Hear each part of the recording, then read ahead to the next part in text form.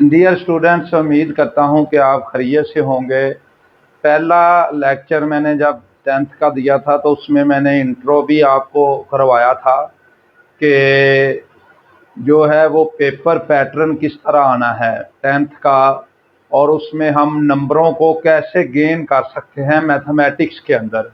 अब जो lecture number 2 है वो यूनिट नंबर 1 से रिलेटेड है कि इसमें से मैं कुछ इम्पोर्टेंट जो शॉर्ट क्वेश्चन हैं वो आपके साथ डिस्कस करता हूं। अब आगे जो है ये क्वेश्चन नंबर 8 को 7 तक मैंने आपको करवा दिए थे।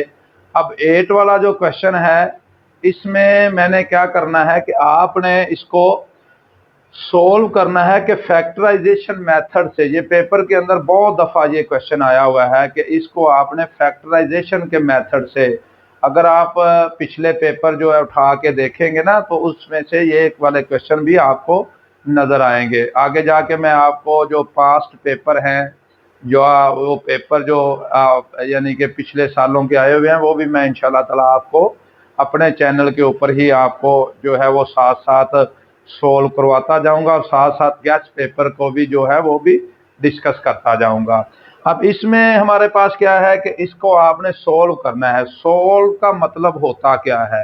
सोल्व का मतलब ये होता है कि हमारे पास जो वेरिएबल होता है, एक्स होता है या वाई होता है या जी होता है या कोई भी हमारे पास वेरिएबल एल एम एन भी हो सकते हैं, तो उसको हमने उसकी वैल्यू बेसिकली हमने निकालनी होती है।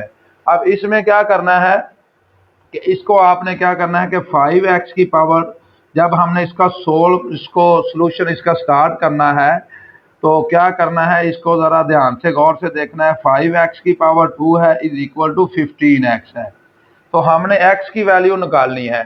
तो x की वैल्यू कैसे निकलेगी? ये आ जाएगा 5x की पावर 2 आ जाएगा माइनस 15x आ जाएगा इज इक्वल टू 0, यानी कि 15x को मैं उठा के दूसरी साइड पे ले आया हूं। अगर इसके साथ इधर प्लस का साइन है तो दूसरी साइड पे आके ये माइनस हो जाएगा। अब इन दोनों में से आपने कॉमन देखना है कि 5x कॉमन आ रहा है। 5x इसमें भी है और इसमें भी है। इधर वैल्यू रह जाएगी x माइनस 3 आपके पास रह जाएगी और इक्वल टू 0 रह जाएगा। अब इसमें क्या करना है कि आपके पास ये 5x को लहदा 0 के बराबर मैंने लिख देना है और x माइनस 3 को मैंने लहदा 0 के बराबर लिख दिया है, यानी कि ये वाली वैल्यू हमारे पास इक्वल टू 0 लहदा है, ये वाली वैल्यू मैंने 0 के बराबर लहदा लिख दी है। और यहाँ से हमारे पास क्योंकि 5 तो कभी भी 0 के बराबर नहीं होता, x इज इक्वल टू 0 आ जाएगा। यहाँ पे जब इसको मैं उठा के दूसरी साइड पे लेके जाऊंगा तो ये x का आंसर आ जाएगा 3 आ जाएगा। अब इसका जब मैंने सोल्यूशन सेट लिखना है तो जब सोल्यूशन सेट मैं इसका लिखूंगा तो आपके पास क्या आ जाएगा, 0 इंटू 3 आपके पास ये वाला इसका सोल्यूशन सेट आ जाएगा। तो ये था कि इसको जब फैक्टराइजेशन मेथड से हमने सॉल्व करना है तो हमारे पास ये वाला जो है इसका मैंने आंसर आपको बता दिया है।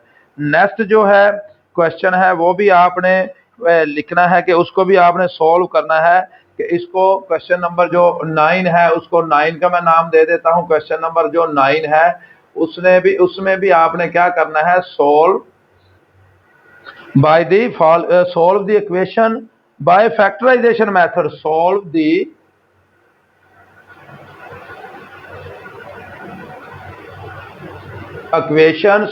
equation 5x की पावर 2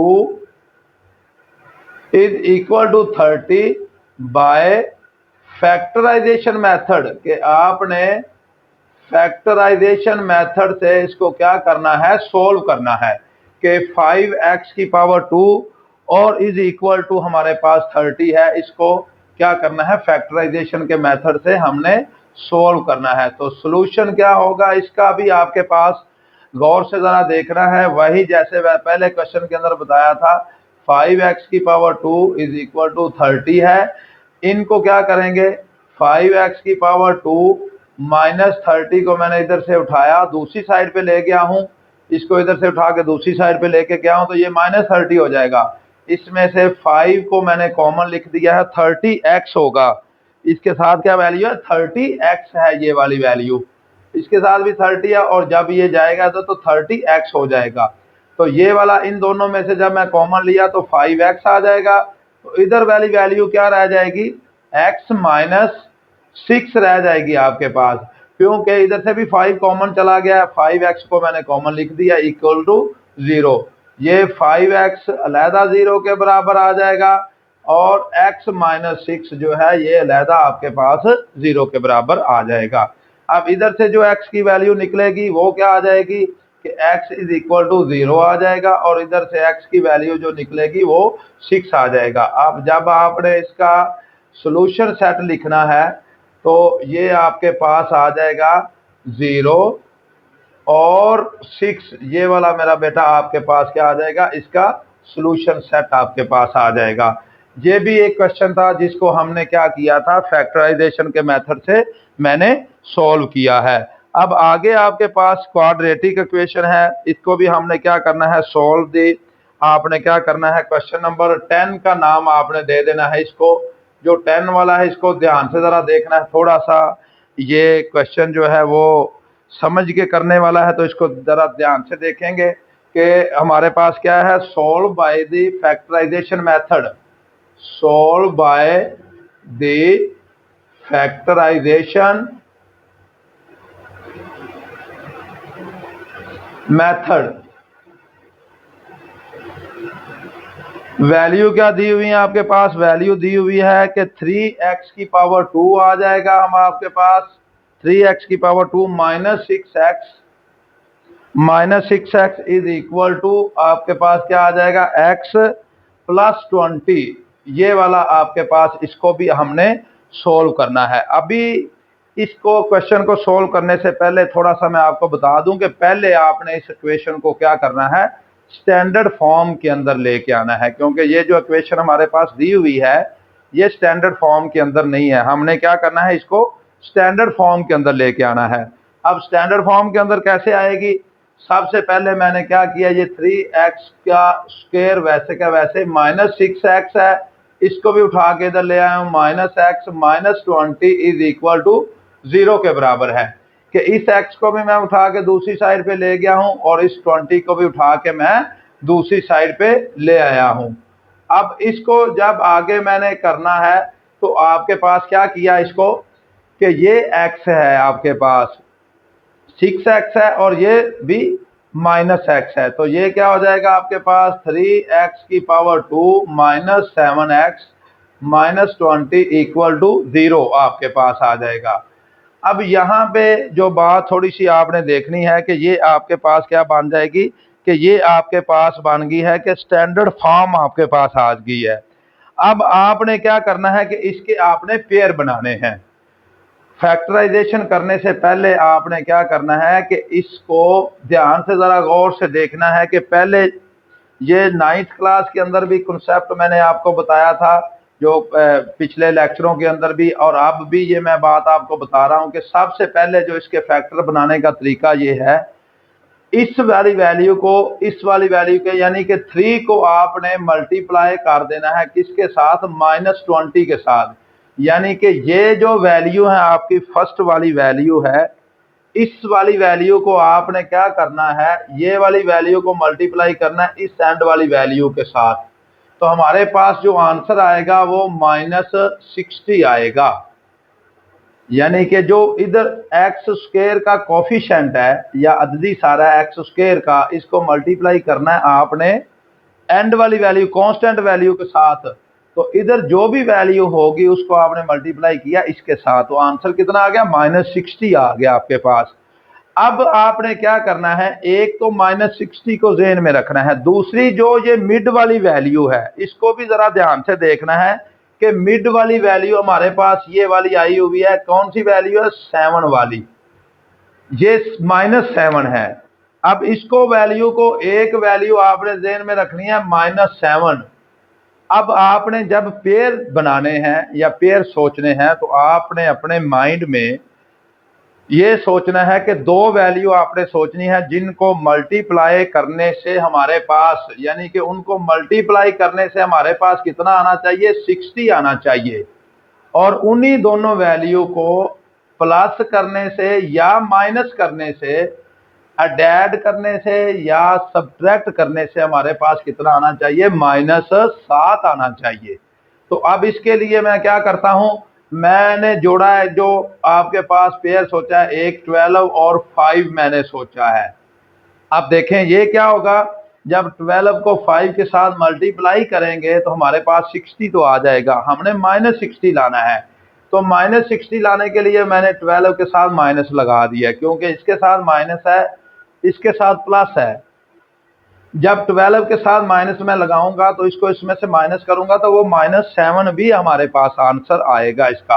अब इसको जब इसमें से निकालूंगा तो ये -7 भी आ जाएगा, और जब इन दोनों को मैं आपस में मल्टीप्लाई करूंगा तो हमारे पास -60 भी आ जाएगा। ये वाला जो है ये फैक्टराइजेशन करने का मेथड है या तरीका है, जैसे मैंने आपको अभी बताया है। दोबारा मैं रिपीट कर देता हूं, ध्यान से इसको गौर से सुन लेना है, क्योंकि ये बहुत इंपॉर्टेंट है, अहम है। आगे वाले क्वेश्चन के अंदर भी ये वाला आपके पास इस्तेमाल होगा कि आपने क्या करना है, फर्स्ट वाली वैल्यू को एंड वाली वैल्यू के साथ मल्टीप्लाई करना है। जब इन दोनों को मल्टीप्लाई करेंगे तो हमारे पास आंसर 60 आता है। अब आपने दो वैल्यू ऐसी सोचनी है जिनको मल्टीप्लाई करने से हमारे पास 60 आए, और उन्हीं दोनों वैल्यू को अगर हम ऐड करें या हम सब्ट्रैक्ट करें तो हमारे पास जो आंसर आना चाहिए वो -7 आना चाहिए। अब इसको जब हमने करना है सोल्व, तो ये क्या होगा, अब आप इसको लिखने के पेयर मैंने बना लिए हैं, वो कौन कौन से हैं, -12 और 5 है आपके पास। तो इसको जब हम करेंगे तो ये आ जाएगा 3x की पावर 2 -12x आ जाएगा, प्लस 5x आ जाएगा, -20 = 0। यानी कि 12x को मैंने लिखा है, फिर 5x को लिखा है इक्वल। अब इन दोनों में कॉमन क्या आपके पास आ जाएगा, 3x कॉमन आ जाएगा, x -4 रह जाएगा, इधर से +5 कॉमन आ जाएगा, x -4 रह जाएगा। अब अगर आपके पेयर सही है कि आपके जोड़े सही बने हुए हैं या पेयर ठीक हैं, तो आपके पास ये वाले आंसर और ये वाला आंसर जो है ये सेम आने चाहिए। तो ये आपके पास क्या आ जाएगा, अब इन दोनों में कॉमन आ जाएगा, x -4 आ जाएगा, और इसमें कॉमन आ जाएगा 3x + 5 = 0। अब इसमें से ये आ जाएगा x -4 = लहदा 0 के बराबर आ जाएगा, 3x + 5 = 0 के इक्वल आ जाएगा। तो ये वाला इधर से आंसर आएगा, x = 4 आ जाएगा। इसमें से 3x जब 5 को दूसरी साइड पे लेके जाऊंगा तो -5, और x का आंसर आ जाएगा -5/3। और जब आपने इसका सोल्यूशन सेट लिखना है तो वो सोल्यूशन सेट जो लिखा जाएगा वो आपके पास आ जाएगा 4, -5/3। ये आपके पास इसका आंसर आ जाएगा। और यही आपके पास फैक्टराइजेशन मेथड है कि फैक्टराइजेशन जो मेथड है इसको हमने कैसे सोल्व करना है। नेक्स्ट जो वीडियो है उसको देखने के लिए आपने मेरा जो चैनल है M.अशरफ मेहर ऑफिशियल के नाम से, इसको आपने कमेंट भी करना है, लाइक भी करना है। अगर कोई मसला होगा तो आप मुझे व्हाट्सएप नंबर पे मेरे साथ रब्ता करके तो आप जो है वो अपने जो मसाइल हैं उनका हल ढूंढ सकते हैं और उनको आप मेरे से सॉल्व करवा सकते हैं। ओके बेटे, अल्लाह हाफिज़। नेक्स्ट लेक्चर के लिए आपने मेरे चैनल को सब्सक्राइब ज़रूर करना है।